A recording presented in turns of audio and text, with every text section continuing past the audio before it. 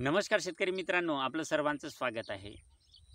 महाराष्ट्र सरकारने राज्यातील शेतकऱ्यांना 1 रुपयामध्ये पीक विमा द्यायला सुरुवात केली।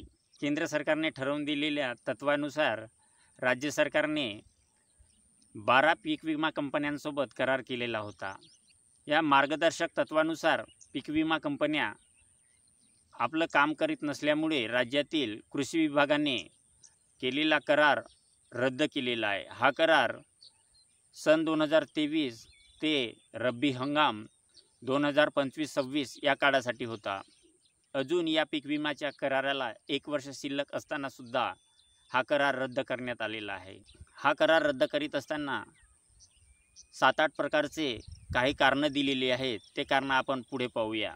कृषी विभागाने पुढचं कारण दिलेलं आहे, राज्यभरात शेतकरी आणि स्थानिक प्रतिनिधींनी स्थानिक नैसर्गिक आपत्ती आणि काढणी पश्चात नुकसान बाबीमध्ये नुकसानीचे मूल्यमापन व्यवस्थित केली नसल्याचा जवळपास 5000 तक्रारी आलेल्या आहेत। या तक्रारीचे निवारण केंद्र सरकारच्या मार्गदर्शक तत्वानुसार झालेलं नाही।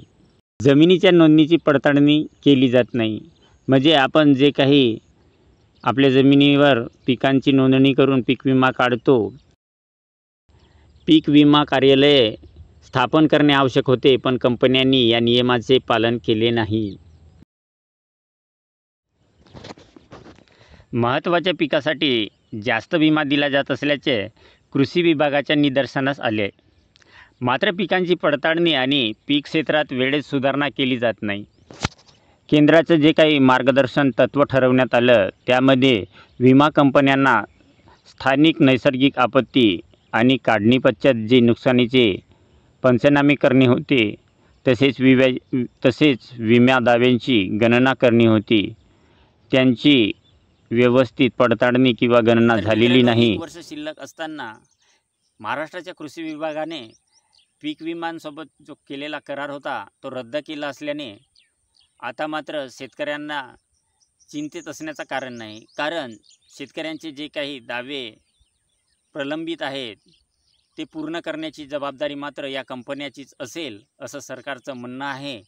तर अशाच नवनवीन माहितीसाठी चॅनलला सबस्क्राईब करा। धन्यवाद। नमस्कार।